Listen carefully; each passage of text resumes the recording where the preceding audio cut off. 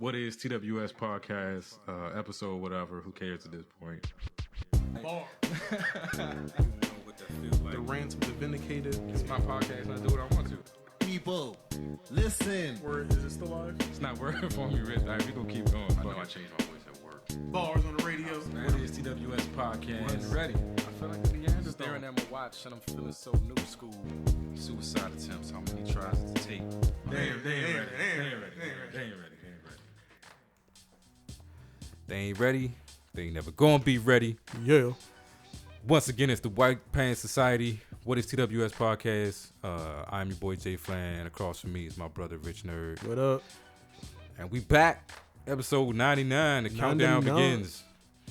I don't know. This episode 100 is looming. I feel the pressure. Fuck it though. We gonna get it done. 99 shows. 99 shows. I got 99 shows. Yeah, see, I was trying to think of something too. This is where the mind went. Not gonna do it. Hey man, I guess I should just. I know what we're gonna talk about for real in this episode, but I got some shit to get off my chest. I got some rants.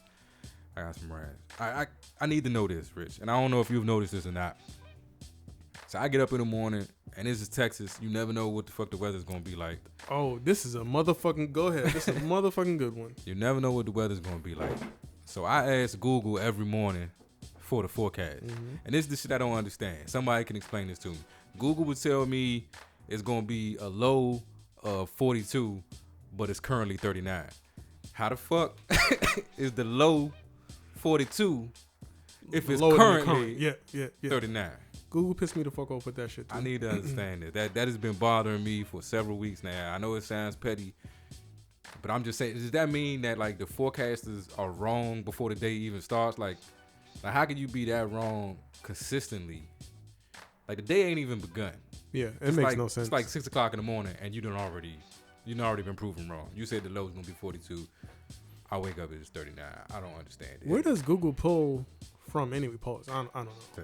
But that's a good question. Where is it getting this? Where is this information coming from? And who can be this wrong this often and still have a job? Because it gets on my nerves. And then so what I do is I hit Google, but I also hit Alexa because I got both of them all throughout the house. Several of them everywhere. And they tell me two different things. But at the end of the day, both of them will say cold, the current is lower than what the low is supposed to be, and it's supposed to rain. And that rain never comes. And then on a day like yesterday, it says chance of showers, and it'll be 76. All of a sudden, it's raining all day. It's a fucking monsoon outside. You can don't trust the weather in Texas. All right. So that's been on my mind. Another question I got for you. Not a question. This is a story, and this bugged the shit out of me. And I'm a little disappointed in myself because I made a poor choice. I made a really bad mistake. One that I talk about on this show all the time. And then in the situation, I still made the same mistake. All right, so let me set the scene. I'm in the house. Tammy and the baby have gone outside to play. It's just me. I'm in here. I'm doing some work in the studio. And so we got Elise a potty. She got a little potty because we're trying to do the potty training. And it's got the little sensors in it so that whenever like liquid hits the sensors, it makes a little sound like hooray, like you know what I'm saying, like you did some shit. Like, so I'm sitting here, nobody in the house, Rich. Nobody in the house. The potty goes off. Right? So that should be like red flag number one. So I get up, I walk toward the bathroom, and I'm assuming Tammy has set. We got like one of these 2.5 foot tall Abby from Sesame Street. She set Abby on the potty. So Abby is sitting on the potty, and the potty just went off. So I'm like, all right. Nor to see if I'm going by the rules on this show, that's the point I should have left the house. I should have just gone like I don't need to investigate any further. We good. At that point, you knew. Shit got fucked up. Right. Yeah. That's when that little voiceover would have came on. At this point, he realized he just fucked up. So now I come back in the office. I sit down. It starts going off like crazy. Like almost like, all right, nigga, I tried to pull you over here and you ain't take the bait. So now I'm just gonna keep on fucking with you till you get up and see what's going on. And I know we just talked about this like an episode ago. Yeah. Like how all horror movies begin with somebody making the dumbest choice of all time. Mm-hmm. So faced with my options here, there was option A, say fuck it, there's nothing in this house I love that much, and leave. And option B, go investigate what's going on with the party. I did the white people move, and I decided to investigate what was going on in the party. Look, I'm still here. Yeah, but you know, looking into shit. So nothing exactly happened. You know, I don't know. Maybe I did unleash some shit when I opened the potty lid. You know, it was like some toilet paper or something. I guess my daughter had dumped something in there that was triggering the sensor. But I was faced with one of them moments where, like, what am I going to do what I say you're supposed to do? At least not if you're home alone. If there's nobody else in here. Get the phone out, get the camera, at least record it for posterity. There you go. That's what I should have done. I should have at least got some video evidence in case something went wrong. So, now, I don't know if I want anybody to know that that's how I went out. Like, you know what I'm saying?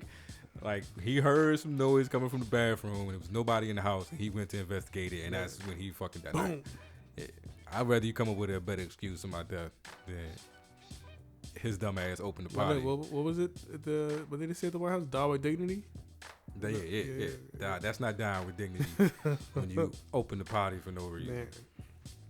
All right, so I got that off my chest. I still got more of it. I'm still going. Because we're going to talk about Black Panther. We're going to talk about Wakanda, right? Yeah. Why? All right, Lupita Nyong'o. Did I say Nyong'o? What is it? Help me out, Rich. You just giving me the look like that. I don't know. I can't do nothing for you. We going to listen. Lupita, go ahead. Lupita, all right. Beautiful one. Beautiful one. So we saw Black Panther on Friday, and then Saturday we had a babysitter, so we went to see Star Wars, the last one, the latest one. Yeah. Why didn't anybody tell me that Lupita was that little burnt mold looking thing in Star Wars? Like, and then why of all roles did it's Lupita, and is she the burnt mold thing in Star Wars? Like, I didn't even realize it until. Like the credits are coming on, and then I see Lupita's now. Like, she was in the movie, and so I'm googling it while I'm sitting there, and sure enough, she was that little bug-eyed, burn up thing. Like, the fuck? Like, why didn't anybody tell me this? Like, I wasn't prepared. I mean, the HUD defense came out first, but yeah. I'm saying, but it came out after 12 Years a Slave, though, right? She was already like, she was already Lupita. Listen, a job is a job. I get that money. I mean, is that just like, I want to be a part of the movie? Yeah, it's the only role we got. Every time Star Wars comes on and you see a little burnt thing in the corner, she gets a check. Ching ching. So. But Lupita is the little burnt. I would have never known. Like, I don't recognize the voice. And here's the fucked up thing, though, Rich. When I was leaving and I was looking at the poster on the way out, I was like, I'm starting to see it. That is a little Lupita. Like, that's the burnt up mold version of Lupita. Like, I don't know. Poor Lupita. And then in my last one, I'm sorry, I'm gonna stop after this one. But fuck you, Marvel, and all these after credits scenes. Cause now I told you that last one. I stayed, but now we went to see Star Wars. Sat there that whole motherfucking time when the credits was rolling. Like, who knows? And ain't shit. Like, so now you programmed to sit in these damn seats. But you know what the bullshit is, though. Other people have actually started doing it. So now you never know. Yeah, other people started. I think, and it's not straight across the board.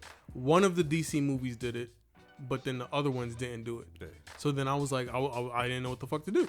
And then there was another movie that did it too. So now you all just fucked up in the game. What pissed me off though about this end credit scene is that there's always an end credit. Lately there's been two, but I swear it never took a movie this long to go. Like, was it this many people involved in this motherfucker that y'all had to pay? Like, you had to do credits. It was like, I swear it was an extra 10 minutes motherfucking credit. Serious ass movie, Bruce. God damn. That shit was longer than a motherfucker. I gotta take a couple pulls from the nicotine. So you gonna make your nicotine salt joke, Rich. Yeah, so yeah, because I remember you saying like you had salts and shit, nicotine salts, but I didn't realize you was in here puffing on Mr. Salty, nigga. In here puffing on Mr. Salty like a motherfucker. I ain't gonna go into too much fault, but I didn't even think it was. And there's some Royal Heights Red Whip. I mean, this bottle looks dope though, so I ain't gonna. I don't make the names of the flavors, but man, yes, I do inhale some Mr. Salty every once in a while. Pause. Like that. Yeah, that was a serious. We're gonna have to do an episode on that too. Rick. This is not the one. Oh yeah. But I was recently informed, and trust me, I never thought of it this way until somebody told me. But the whole like pause game is offensive to certain people, and I don't know where I stand on it right now. I don't know how I feel about it. Like it's just. Is this another one of those things that we just grow up with? But you know what? Like this Not horrific for nothing. culture. I don't say it in a anti-homophobic way. Yeah, we don't say it It's that not way. literally as a joke, and I don't use it all the time. Like in regular conversation with Renee or at work or even with friends, we don't do that. But like when you, me, Brandon, like certain friends get together, it's more like a game. throwback to childhood. Yeah, it's You like throw, the that's dozens. what she said. Yeah. Pause. Oh, your mama. Your All of mama. a sudden, all of that old childhood stuff comes out when you're with your boys and when you're in a certain atmosphere. Yeah. But it's not in a anti or homophobic type of way. Like it's just I don't know. We got to discuss it. Like, is it? This is the same like Redskin argument. Like the Redskin organization and its fans don't view that that logo and our name as anything. You know, right? We don't feel like we're demeaning Indians when we say it or anything like Native Americans. I'm sorry. But they're offended. So either whether your intent is to offend or not, if you offend, should you? That's another episode. That's another also episode. I'm gonna drop this and we're gonna go into Wakanda Forever. So you said Native American. Technically, if you're born here, you're a Native American. So is it Native American? Is it American Indian? I'm Is it gonna Indian? stop before we lose advertisers right now. Nah, but yeah, we gotta have a whole separate episode on that. All right, so getting back on track, you guys finally went. You saw Black Panther. I saw it twice. What did you think? All right, so this. Whew, all right, so Because when I texted you about it and I was like, how'd you like it? And you was like, I got my thoughts. I was like, oh shit, it's about to be some shit. This is my thought, Rick. This is my thought is, like I've always said about other stuff, I'm not gonna pull a L out of a W. There's a win. There's a good wave going right now. I want that wave to continue. I want people to enjoy the high, whatever, love this feeling. Let's keep it going. So I don't want to do anything to counteract that wave at this moment. I would rather talk about, and we can get into I'm sure you want to express your feelings about the movie as a movie. I think I'm more excited to talk about the themes in the movie and and some of the things we can discuss. Yeah, so that's where I am with it too. So yeah, I'll say visually amazing. That of the Marvel movies, I feel like visually that was the best. And I feel like it should be. It's the latest. Like you always building on the. You're always building up. Building on the technology. And one of the things that set this one apart was that so all of the movies are based loosely on like the world and fighting for the world. Yeah. This was a totally fictionalized place. Yeah. So I put this one on a level of like maybe like Thor or something like that, because then you had to totally conceptualize Asgard. You got to totally conceptualize Wakanda and things like that. So seeing what people can do with their imagination and then bring it to fruition was pretty dope. I'm glad you bring up Thor. I'm all right. This is not a diss. This is not a diss. I guess one of the things that I didn't like was, and you correct me because I don't pronounce shit correctly. T'Challa. Like, T'Challa is by far like he's a step above Captain America in terms of like Goody motherfucking two shoes. Just in terms of like the characters, like they made Thor like the last Ragnarok. Thor became a character that you enjoy watching, like even when he wasn't Thor, like he could just be having a conversation. Very relatable. Yeah, he could just be having a conversation. They made him funny. They made him interesting. Tony Stark, the Iron Man movie, it's always been about a person. Yeah, it's always more kind of been about like what is Tony going to do, and then he threw on the suit and did some shit. But like you could watch a Tony Stark movie and probably be entertained. T'Challa to me is not a character that I. So this is one of the conversations that I did want to have with you. T'Challa as a person as he relates to the world versus Eric Killmonger as a person and how he relates to the world. Point blank, I feel like 95% of people, honestly, I can probably say 99.9, will immediately relate to Killmonger. Because that is our everyday plight, our everyday struggle. Maybe not to such extremes, but his story and his life is one you can relate to. Whereas T'Challa, really, nigga? Your dad finally died, okay, but you the motherfucking king. You got this, you know what I mean? This is not easily relatable. And then it's like, oh, well, that's what we should strive to be. What, a king and ruler and almighty motherfucking Panther guy? Like, nigga, you gotta drop this down a few notches. So yeah, I agree with you in that sense. And then the other thing, and I was saying that before I saw the movie, because when I saw him in other Marvel movies, I knew I was going to get irritated watching an entire movie when that dude barely opens his mouth. Like, I understand he got to do like something to get that accent out, but like it's not a whole lot of movement. Like, and what's crazy is a lot of actors, when you hear their real voice and then when you hear like their stage voice, he's from South Carolina. Yeah, so when he was like, every time I see him in an interview, and he sound like Black American. I don't want to say hood because he sounds like an intelligent dude. Yeah. But he sounds like he's a part of that urban diaspora, so to speak. But then you hear like T'Challa come out, and then it's like that permanent whisper. Like he can't even yell. Permanent whisper. He can't yell. Barely moved his. I mean, I understand you got to get that. You got to do what you got to do. But still. I knew that was going to like. It was going to just tap. Yeah. Just tap me on the forehead. That vein, like, pause. All movie long. But anyway, yeah. Like, so to speak on what you were talking about. Like, I guess it is much easier to relate to Killmonger. I think we all kind of have that like in us. Like, let's kill these colonizers. Like, kill me, motherfucker. But we don't act on it.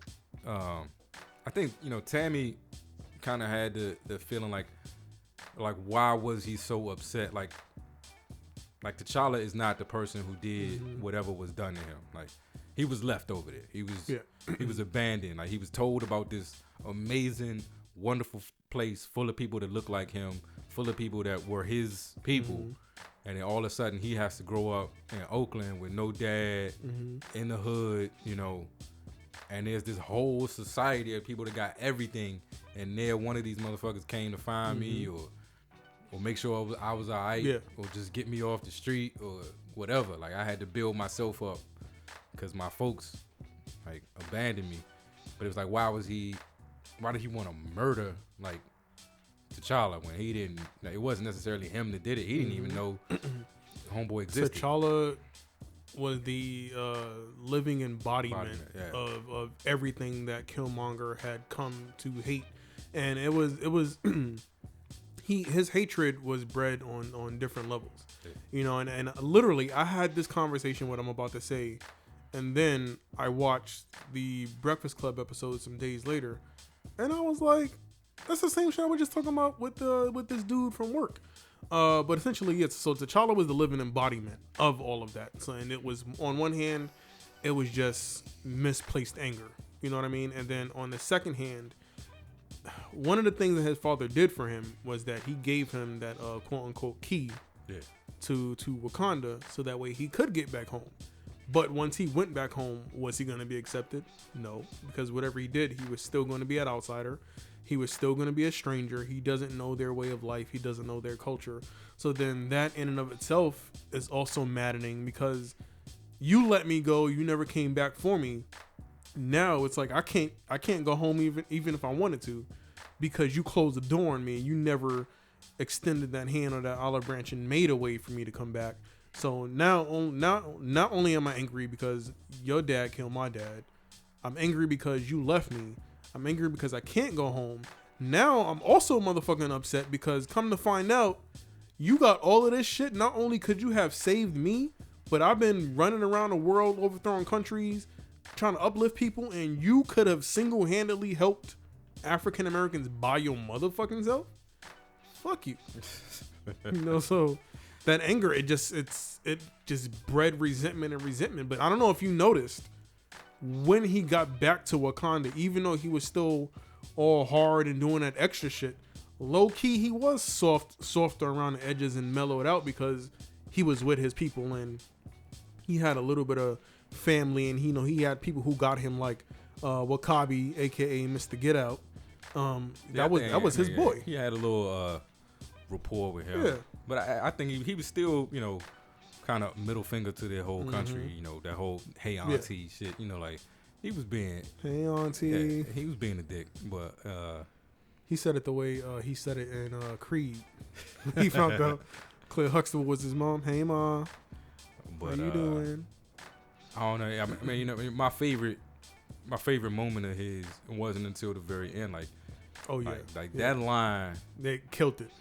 That was the movie right there. Like I think I might have been like on the fence about the movie. Yeah, until that last motherfucking line, and I was full like, circle. Yeah. That was a dope ending. That nigga said, "Bury me at sea with all of the people who jumped off the boat because they understood that it was better to die than to live in bondage." Like that's. Woo. And I was talking to Tammy on the way home, and I'm like, that's what I'm trying to say about this whole, like, this police thing and the killing us and stuff like that. When slavery is over, most of Jim Crow is gone. As I think, America as a whole feels like that idea that people live in bondage is over. But when you have to walk the streets on a daily basis, putting a mask on or not being yourself or changing the way you behave in order to make other people feel comfortable so that you don't die, exactly. When you can't be yourself every day for fear of death, that's bondage. Yeah. That's not freedom. We are not free. And then it's like, how do you get people to it's like a losing argument. Perfect example. On the way over here, I got that Tidal subscription, and I keep forgetting to switch it from the $20 plan to the $10 plan, but that's another story. You ain't trying to be on a high five no more. Yeah, so I'm tired of paying $20 a month. So got Jay, do something about it. But anyway, so I'm like, I resolved that I'm gonna use this damn Tidal plan. So I'm streaming, and I'm playing Justin Timberlake's album, and I really like that song, Say Something, right?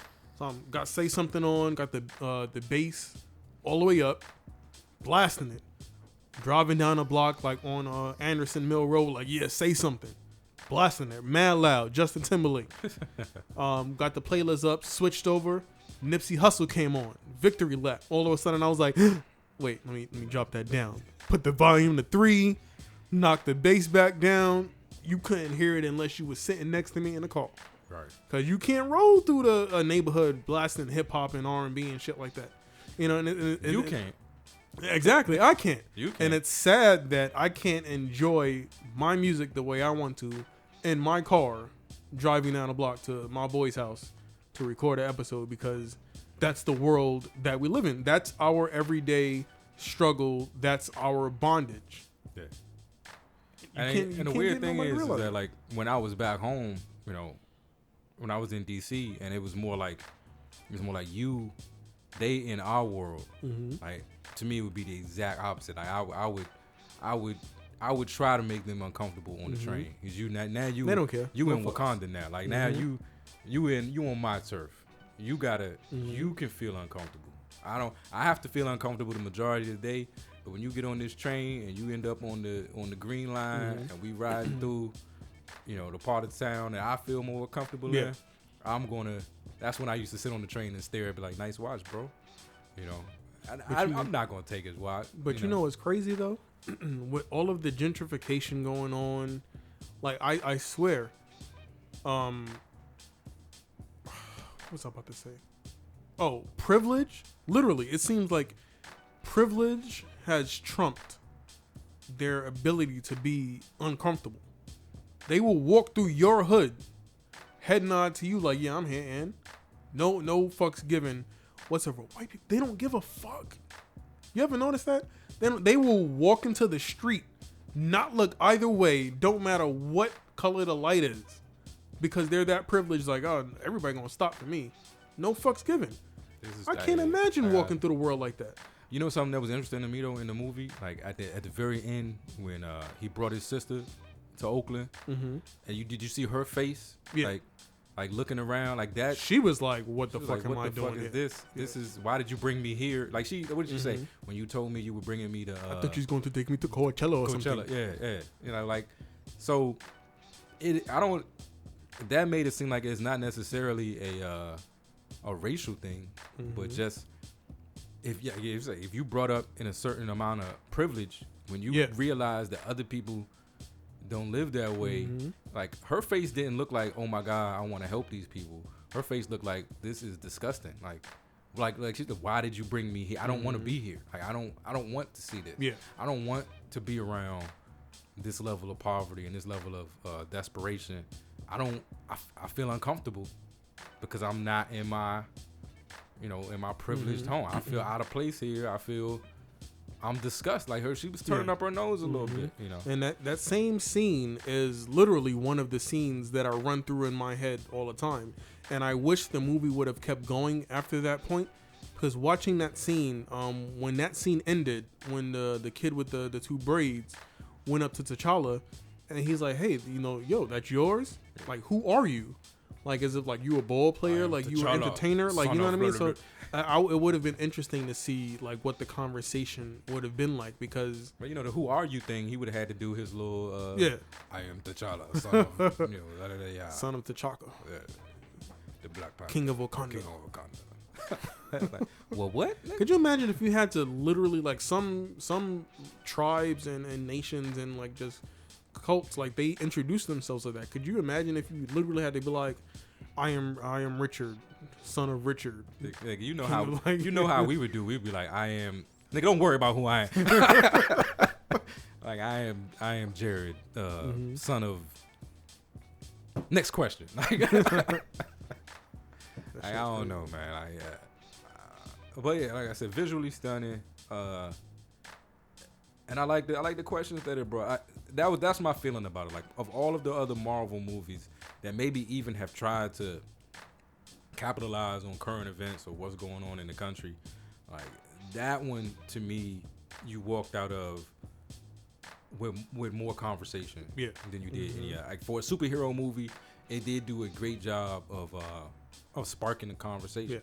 Who's right, who's wrong, what parts of Eric Killmonger made sense and what parts were extremist. I think D.L. Hughley described the relationship between Killmonger and T'Challa as Malcolm X and Martin Luther King. Yeah. I actually just watched that today. So some people are looking at it like that. I also saw elements of like some Donald Trumpism in there. Like, they kind of very true. Kind of pointing out, some of that kind of very interesting movie. And it was one of those situations where they were literally two sides of the same coin. Yeah. And listen, if it's a spoiler, that's on you. Y'all should have seen this shit by now. God damn it, we fucking a week and a half, 2 weeks in, should have seen it. I'm going at you on that one, Chris. I'm going at you. All right. So, one, at this point, like, we'll put a spoiler alert in the description. Like, don't listen to the episode if you haven't seen the movie or whatever. But I got so pissed. Like, it was like a week after, and somebody posted like, if you haven't seen Black Panther yet, the black delegation. Like, I don't take it that far. So I'm not with that. Here's my thing. I ain't seen the movie. I got a baby, nigga. I can't. My go thing, first. exactly. My thing is, it's been 2 weeks. Yeah.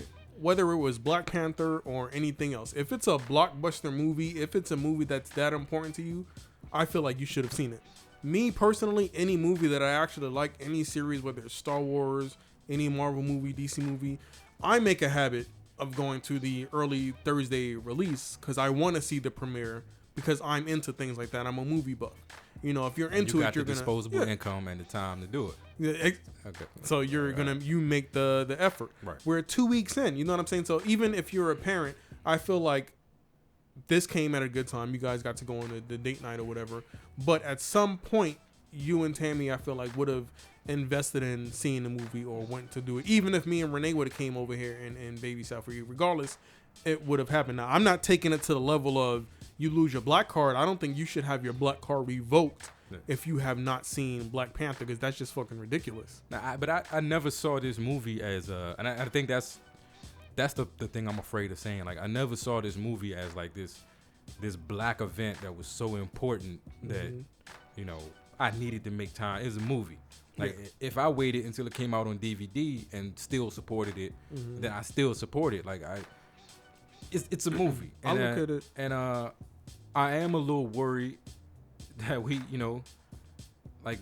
taking it too far, But like I said, I want us to have this moment. Like, if this is the moment that helps us refocus back on black excellence and supporting black, and if we can use this to jumpstart things to say, all right, we're gonna back black-owned businesses. Wakanda is the example. Let's create the closest we can get to Wakanda in our own communities. Then dope. But like, the way people are just making it like this is blackness, nigga. And if you ain't behind this shit, I don't look at it in that vein. I hearken it back to the same thing we've said in past episodes. I went to see Black Panther 1 because I'm a comic book fan. I'm a movie buff. I'm a movie fan, and I really wanted to see the movie. It just so happens that this was a representation of quote unquote black excellence. So I wanted to see how that turned out as well. But ultimately, I wanted to support a black movie, even if it wasn't all black. The fact that we know what the cast was, we know what the directors was. I wanted to support that. Just like I supported Birth of a Nation, just like I supported Get Out, just like I'm going to support A Wrinkle in Time, because if we don't, and these types of movies don't make those numbers, they're not going to continue to fund them, to put more out there. But that's the thing. Like, people, we can't, I don't know what it was, what made this the movie. What made it the one. The one. Because, what was it? I Ain't Your Negro, came out and... Nobody give a fuck about Nobody that. gave a fuck I about can't understand why he was. It wasn't in a whole bunch of theaters like I had to, but that was a moment for me where I went to see that movie at lunchtime while I was at work. Like, that, it was that important for me to see that movie and to support that movie and to learn and understand more about one of our most eloquent black writers who lived in a time that we need to remember, because we've forgotten what we lost. Like, we've forgotten that there was a moment in black history where Medgar Evers, Martin Luther King, and Malcolm X were living, breathing, walking human beings all at the same time. Same damn time. Trying desperately, to improve conditions for their people in this country. And they were all wiped off the face of the earth. And then they really have never been replaced. No. There really have never been anybody that has been able to come and take up that mantle and be that representation anymore. And a lot of that comes from the fact that they probably some people that was scared. Like, you see what the fuck they did to these niggas, and then there's probably, there's been a lot that's happened to us to try to curb that kind of movement. They discourage that kind of movement. Like, and it's internal and external, It's like, that movie was important to me. That's not a fictional superhero talking about a country that don't exist. Yeah. Who's got resources that's not real. This shit happened. And these people lived, and this is what it was about. And we kind of like, that's not entertaining, So, and Wrinkle in Time is coming. Are we gonna put the same? Are we gonna put the same? I'm planning. Is that gonna be another black moment? Like, I mean, Oprah's in it. Yeah, sure, somebody want to see Oprah. Like, let's do this black excellence thing, like, for real. Like, I don't want to take a loss out of this win. Like, I don't want to. I could be going fingers and be like, but you didn't do this, and you didn't do this, and you didn't do this. You're not really about black excellence. I want to say, okay, we about black excellence. What next? Let's go. Yeah. Let's do it. Else? That's and it's like Chadwick Boseman is a dope actor. I didn't enjoy the, like, it's like mumble rap acting, like open your mouth, nigga, like that permanent whisper. Speak.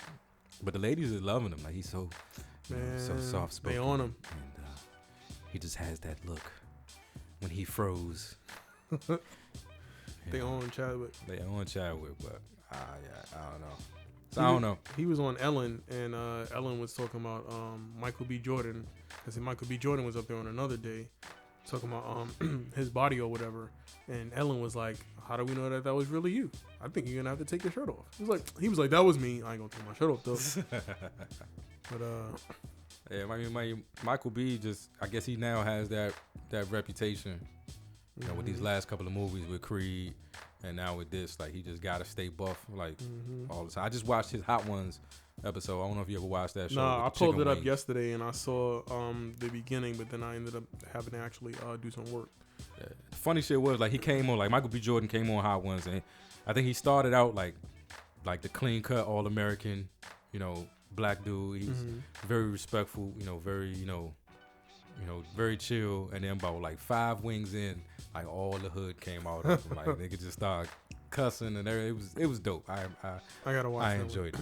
I saw the Keke Palmer, and she was straight Chicago throughout the whole thing. Did she have pants on? Like I couldn't. She had on some real high pant type, some low cut something. And she makes no qualms. Like, she doesn't pretend to be nothing. Like, she's like, I'm from Chicago. I'm from the hood. Some might say ratchet. And she embraces it. You know, it is what it is. It is what it is. All right, so here's another question for you I have about the movie. So, this whole idea that, like, okay, if you have, you know, you should give. Like, how do you feel about that? Like, there was the thing about, you know, Wakanda is Wakanda because they hide and because they keep the outside world from coming in and fucking up their culture and, you know, fucking up everything that they have. And then toward the end of the movie, we saw like Wakanda become like everything. Like once an outsider came in, Killmonger came in with this different ideal and this different way of doing things. There was like a civil war in fucking Wakanda. Like it was Wakandans, which is what fighting they were Wakandans. trying to fight. They were trying to keep that out in the first place. Right. And then it actually happened. So then it's like, are they justified? So if you are a Black Wall Street, if you are Wakanda, if you are whatever, are you justified in saying, like, in order to maintain what we have to just have it and continue to build it. We can't necessarily use it to help you because then we end up poisoned. You know, by the outside world. Because I'm on the fence because on one hand, luckily I'm not the king of Wakanda and the almighty Black Panther, so I don't gotta think about stuff on that level. But on one hand, I would love to be able to say, you know, no, I like my world the way it is now. I don't want any outsiders. I don't want any BS. I want my people protected. I want everybody safe. I want everything the same as it is forever. But being grounded in reality, I know that is just not possible. It's not a matter of if, but when. And it's always going to be that. At the same time, I'm also of the belief, and I take this back to Spider-Man, Uncle Ben, thank you for this. With great power comes great responsibility. And I think that's true, and I carry that in my everyday life, and that's something that you and I have spoken to many times on this show. You know, if you were able to pull yourself up by the bootstraps, if you were able to find a way, if you were able to, you know, attain that next level, isn't it kind of your responsibility to impart that knowledge and, you know, that strength that you've gained onto the next generation? Isn't it my job now to reach back out to the younger dudes and say, hey, you know, there's another way. Use me as an example. Use Flan as an example. You can make it out too. Like, doing that is not your only option. You have other avenues that you can do. And I kind of look at it as that. And you don't have to do it. You know what I'm saying? You don't have to give of yourself. You don't have to give of your wealth. And you're not obligated to. But I think that you should. So I think that was kind of the argument between the two. You know, obviously we do this podcast, so I do believe in like sharing the knowledge or sharing experiences or whatever it is. You know, giving it whatever you've gained in life, you know, giving it to other people so that maybe they can do something with it as well. But, you know, to your point, like, what if, you know, my way of moving forward is not helping everybody, but, you know, I take care of my house. I make sure that Elise grows up a certain way so that, you know, so that she moves forward. Like that's my responsibility is to, if I want to give something to the world, I'm giving them my daughter, you know, and then she'll grow up and raise her family a certain way, and maybe through a couple generations, you know, we got numbers, you know, that all believe a certain thing and all, you know, behave a certain way. You know, if I was to take it like that and say, yeah, I am going to insulate us from the rest of the world. I am going to not try to reach out to all of that and just take care of home and build from here. You know, is that wrong, or is that just a different way of looking at it? Because I think Eric's thing was, you got all this stuff and you could change the world, and you're not. You're obligated to. And they're like, well, we're not changing the world, but we're maintaining, you know, our way of life. We're maintaining something that's excellent. We're maintaining a peace, you know, here. Like, our job is not to make sure everybody has this peace. Our job is to make sure this peace always continues to exist. And like I said, that's why I said I can agree with that. That's why I had to catch 22, because on one hand, I would love for it to be that way, and I would love to, but then me in and of myself, I feel like that would be being selfish. You know what I'm saying? That's exactly why I forget her name in the movie, Lupita, her character that she played. I'm sorry, but I did. That's why she was out there. Burnt mold, though. That's why she was out there, like, helping neighboring villages and neighboring tribes, because she couldn't feel comfortable living in all that. I can't look abundance. At all of this and all of this abundance every day, knowing what my sister is going through. Yeah. So this is it, to each his own. Like I said, you're not obligated. How you take it, what you give back is what you want to give back. I'm not gonna obligate someone. But yeah. Again, like that to me is the impact of the movie. The impact of the movie is not so much that all of a sudden we got this black superhero, but it is the conversations. And yeah, exactly. That is going to start. But I do think I will give it this. Just in terms of the movie and a black superhero, I think the more important character or the more important figure in the movie wasn't Black Panther. It was his motherfucking little sister. Man, Suri, she got it popping. Okay. She was my dude. We now got a black female. She exemplified black excellence. Yeah. We got a black female, young, super intelligent. Man, killing it. Yeah, he couldn't do nothing without her. Yeah. He couldn't do nothing without her. How many times do I have to tell you? Because something works good doesn't mean it can't be improved. So Microsoft says every time before they release these damn patches and updates. Fucking bastards. Oh man. And then and that's my other diss on the movie, because people were trying to do the accent and then trying to still be like clear enough for you to be able to hear them. Like they couldn't be quick with the jokes. The jokes to me was like very slow and had to be very, because Chadwick, you know, I say his way of doing that accent was not really articulating or enunciating. Like it was just very slow, almost mumbled.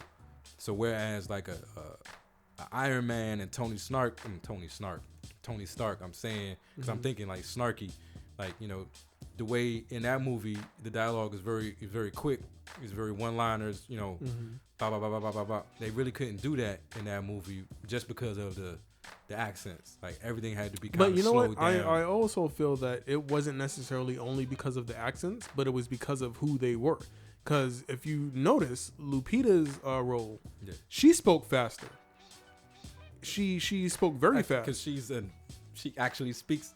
but so this like is that wasn't the accent for her. But that sounds. But the point I'm trying to make is the rest of them, they live in a place where that's not their culture.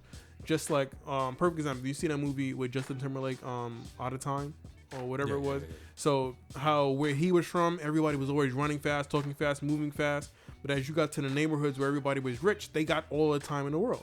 T'Challa got all of the time in the world. You know, Sudi got all the time in the world. What the fuck are they rushing for? They don't have to do anything. He gets to sit there and say, so I woke up this morning and this is what's going on. Because he's the king. You're going to make the king move faster than he has to do? This never gets old. So, you know what I mean? So I think that's part of it as well. And you had to do that to sort of convey the type of culture and the lifestyle that they were in. Yeah. When you went down to the street level and you saw the people in the market, they weren't talking as slow or moving as slow because they were part of the hustle and bustle. his family, no hustle, no bustle. That's not what they were.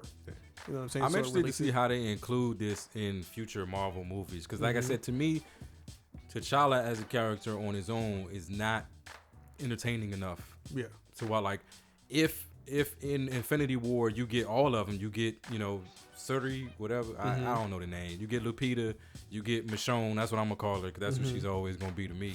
If like all of them are together, that's an entertaining dynamic. But like T'Challa by himself, I mean, we'll see what happens, because he's gonna be in Infinity War, but he's also slated to come back in the next follow-up Avengers movie. Yeah. Plus, there's a Black Panther too. They gave him a 5-movie deal, so get this man a shield. It's just not. I don't know, so man. It's too dry. We'll see what happens. It's too dry. All right, fuck it. We did Wakanda Forever. I seen the movie. Enjoy it. Enjoy this moment in time. Let's keep it going. I think we got one or two quick topics before we run out of time. One of the things I wanted to mention, this whole school shooting shit. All right. This is I hate that they keep happening. I don't know what we can do to solve it, but here we are again with people saying take away guns, and people saying no, don't take away our guns, and in the midst and trying to redirect and deflect and throw the conversation somewhere else so that people stop saying we should ban semi-automatics. One of the ideas that came out of it all was let's arm the teachers. What the fuck kind of asinine shit is that? That's it. We need one more thing. For now, we got teachers who are already underpaid. Their new task is keeping the children safe when it comes to gunfire. What happens if everybody says, you know what, fuck this, and they overpower the teacher, and it's a gun in the class anyway because the teacher brung it in the class, and somebody over. You saw the video where that kid slammed that teacher to the floor. Yeah. All you gotta do is body slam him and take his gun. Now there's an order, or is a gun in the class already that was brought there. Yeah. You know, it's not a solution. It's definitely not a solution, and I don't think. This is another one of those moments where I'm like, the people who are putting this forward as a solution, like, do they really believe like this? Like, do they believe the shit that they saying? Like, is it possible that someone really thinks that sounds like a good idea, or is this just like a distraction or some rhetoric or some shit to throw around, you know, to keep people talking? I don't know. You know what? I honestly feel like we headed toward the purge. Like that's. I feel like that's where we're going. Like, if you're not going to take the guns away, and I don't even want to say take the guns away. If we're not gonna find ways to limit the availability of assault rifles, which are, there is no other use for an assault rifle but to kill people, and as many people as quickly as possible. Yeah. You know, like, that's what their intended use is for. So why we have like assault rifles available to everybody, general population, it doesn't make any sense. Doesn't quite make sense. I saw a dope meme today that was like a dude with his assault rifle, and it was like, what did he say? Don't you dare disrespect the flag that represents the government I stockpile these weapons to fight against. You know what I'm saying? Like, it's like the people who were like all about the flag are the ones that want all these guns, and their reason for having all these guns is defend themselves against the very government that they're telling you, don't you dare disrespect. Like, it seems quite hypocritical when you look at it that way, but you know, but that's nothing new. Like, we know it's hypocritical. We know it doesn't make sense. But it doesn't have to make sense. It doesn't have to make sense. When you in power, you don't have to make sense. Nope. You just do what the fuck you want to do, and dare somebody to, you know. And the people in power, they're almost, I don't want to say they're helpless to do anything about it, but they're never gonna do anything about it because they're only the only thing that they worry about is their lobbyists. I'm gonna do whatever the lobbyists say. And it's crazy because these politicians, like, they will like literally go against their own ethics, their own moral beliefs, their own core to stay in office and to keep this job and to appease everyone else. How can you do a job that's morally reprehensible and demeaning to you for the sake of it because you want to stay there? That doesn't make any sense. But one of the dopest things I've seen come out of this recently is, like, there've been a ton of like ex-military dudes and you know, and people and responsible gun owners that are either bringing up the conversation, like they are thinking about getting rid of their assault rifles, and there was one dude that actually like destroyed his on camera. Like, like, this doesn't, like, I enjoyed it and I did it for fun, But if the availability of these things is going to lead to more and more of these situations, then I don't even think I should have one. I'll give my gun away, symbolically to let you know how much I agree with this. Like, and I'm ex-military. I'm a responsible gun owner, and I don't think, True. I don't think they should be out there. I agree with that. I can't think of Getting choked up. one real reason why the regular everyday person needs a semi-automatic. Why? How many times do you want to shoot the dude that's breaking into the house? Want to take him down? Yeah. But I mean, like I said, I don't want to go to. If you live in a life that requires an AR-15, you might need to reevaluate shit. The fuck? No. But I ain't gonna go too far. I don't want no problems with the NRA. We not trying to take guns. We just trying to start a conversation. Yeah, I'm actually looking at purchasing my fur. I'm a Texan now. I got a daughter, but I'd get like a handgun. I just want something with stopping power. I want something that I gotta fire once enough, and you're not blunt getting force trauma. Yeah, you're not getting back up to continue. Like, you're gonna stay down when I hit you. Yeah. Hopefully, I would never want to take a life. I even question my ability to be able to fire it. Like, I think I've told you, like, I've never hit someone with all my force. Like, I've never been in a fight where I've thrown a punch and put like everything into it. I've never been that angry at anyone. So I wonder if I could even, be angry enough or be afraid enough. I'm sure I could, but I don't know. That's a separate conversation. That's a separate conversation. Should we do the Man, we got 2 minutes. We might as well. Might as well. Think we can do that in 2 minutes? There's gonna be a lot of jokes. A lot of jokes. Rich on his phone again, people. That's why we having this little slow moment on the podcast. But I'm gonna take some Mr. Salty. All right, so the last thing we got, and then we're gonna get out of here. Wusa, she's back, people. She's back. What is her name? Is it Can't Carrie? Trust Baby Hair and a Smile. Courtney. Little Miss. Listen here, Courtney. That girl is hurt, babe. She is hurt. You know what? I can't front. Everybody's saying why she had to tell him about her. You know what? They were there to tell each other about their lives and to touch base, right? He was being an asshole. So at the last minute, right before it ended, she just wanted one jab because he was throwing him the whole time. So she was like, I'm very happy in my current relationship. I'm good. He's like, well, fuck you too. Shit. All right. Here we go. One, I was disgusted last year. Like, we covered it last year, and I felt a certain kind of way about it. I think I said, I ain't never met a Leonard you could trust. Like, and I'm starting to feel that way. If she spells Courtney with a K, fuck her. Don't get involved in that. Man, this is bad things. But I think what happened this time around is that Leonard got blindsided last time. Did I say that right? Blindsided. Yeah. Leonard got blindsided last time. From the interviews I've seen of Leonard after the HurtBae thing, he was kind of alluding to the fact that they were drama students. Yeah. And that what that interview was probably was not 100% real. That was drama.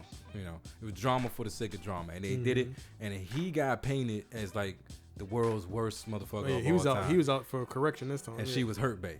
And I think, what was the line? Because he jived like threw that at her. She said, "You sounded real sensitive right now." And he was like, "I ain't HurtBae." that was. I think Leonard was like, I'm done with this. I'm done. I'm not doing this facade with you no more. You knew what it was. You knew we was not in a relationship. That's the part that had me rolling. Oh, my bad. I'm too loud. Yeah, we recording. So when he when he legit said again, he was like, "We wasn't even together. You know what it was." I was like, "Damn." So I think this time he was like, you know what, no fucks given. Like, like you're not gonna sit here and say this shit about me and try to, like whatever you say about me, like I ain't HurtBae. Like, you knew what it was. You knew it. Yeah, and then you came on this thing with your baby hair, and you turned into this victim. She was like, "I've been seeing someone." He was like, I was fucking last time. Last time. Okay. What you got? Yeah. Let's go. You throw a jab, I throw a jab. Mm-hmm. And then the whole what? I wash my hands of you. Then he get up and do it in her face like he did the little like. I hope I never see you again. Never see you again. It's like fuck both these people. Like this is all. Why did they even feel the need to do a follow up? Why? Because we gullible enough to eat this shit up. Like we talking about it. As much as I don't want to be like, yeah, you know, I fall for the bullshit. We talking about it. Were you that HurtBae? Damn. We talking about it. But Tammy and I, you know, we're discussing it in terms of the whole like what guys say to girls, you know, like who's responsible in those situations. Like if I say to you, I don't want a relationship. This is not a relationship. This is not a relationship. We fucking, you know, you seeing me every day. You staying over my house. I'm buying you Valentine's Day gifts. All things the same like a relationship, but I am literally in your face with the straight face like saying this is not a relationship. This is not a relationship. So who's wrong? Is it the guy for saying it's not a relationship, but then his actions don't necessarily jive with what he's saying? Or is it the girl who's hearing someone tell her the truth, but then like deciding to believe something different because the actions say something different? And that's a tough one because normally I'm on the side of the woman in this one, because if you're going through all of this stuff and you acting like you're in a relationship, God damn it, you're in a relationship. Only it's usually he's not necessarily just in your face constantly like, this ain't what it is. I'm just reminding you. But Leonard was enough of an asshole to be like, I'm about to beat again, but while I'm beating, I want you to know I'm beating as a friend. We're not fucking as a relationship. Yeah. And he was literally saying it, and she was just like, you so funny. Right. You don't mean that. Yeah, so I mean, I feel like it's blame on both sides, but the majority, it gotta be her. Yeah, I'm losing my sympathy for this whole HurtBae thing. Like, and you know, I've beat up on guys about about like that whole, like I said it wasn't a relationship, or I never said it was a relationship. See, so and that's a different situation. I think that's what is the factor in this one that makes me look at it different. Is it doesn't sound like he went along with the game, but just never said they were in a relationship, and then when she thought they were, it was like, why'd you think that? I never said we were. It sounds like he was like, hey yo, just in case you forgot, listen, you are not my girl. Nope.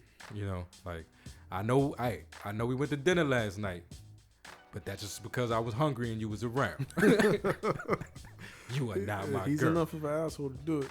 Hey, so I don't, you know, lady, like, what if somebody got a line where it was like, when people tell you who they are, you should believe what they saying. Like, I can't remember who said that in a rap, but like, true statement. If somebody tells you who they are, you might want to take that at face value. Like, I mean, anybody, I don't know, Rich. It's crazy. I mean, I've been the asshole that had the words and the actions, even though I knew I didn't have the feelings. And that's me. That's on me. I got to take that L as like I let her on. But I think if I'm saying to you, you know, like, you're not my girl. Like, I enjoy treating somebody nice every once in a while. I enjoy taking somebody out. I enjoy sending flowers. It makes me feel good about myself. It does not mean I got feelings for you. Yeah, I'm just having fun. If I'm telling you that and you're deciding to say, nah, he doesn't mean that, you know. It's like me and my wife arguing. She's like, why are you getting mad? I'm not mad. Yes, you are. Now, see, what I just told you was I was not mad. You deciding for me how I feel, you can't do that. Yeah. That makes me mad. You can't do that. So if I'm telling you I don't love you, and yes, you do, you can't decide for me how I feel about you. And then get mad at me like, how could you do that? I thought you loved me. Why? I literally said I don't. So that's how I'm turning the corner. I don't want to sound misogynistic or whatever, but I'm really getting the feeling like his demeanor in that last video was, you knew what the fuck this is. You gonna like, stop. Nah, you ain't gonna put me out here like this. Now, one more time again. Yeah. No, you not gonna do it, Ella. You knew what it was. You ain't gonna keep telling these people. Man, you ain't gonna keep painting me like this. Man, hope I never see you again. To literally get up, tell somebody, I hope I never see you again. And then literally, And then, yeah. that's cold. That's cold. It funny, It's funny. but cold. It's funny. It's funny. But yeah. She probably walked off like, I wonder if I should call him.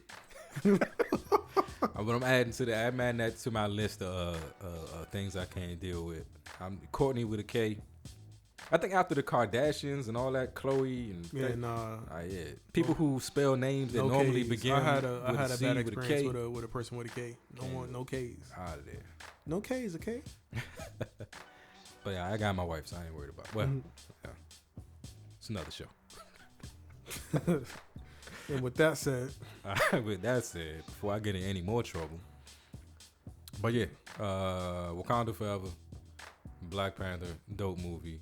I do recommend people see it. I think it's a good movie. It's a good time at the movie theater. Yeah, I'll leave it at that. You got anything you want to say? nah, we good. Just as always, be the light. Be safe. Peace. Peace.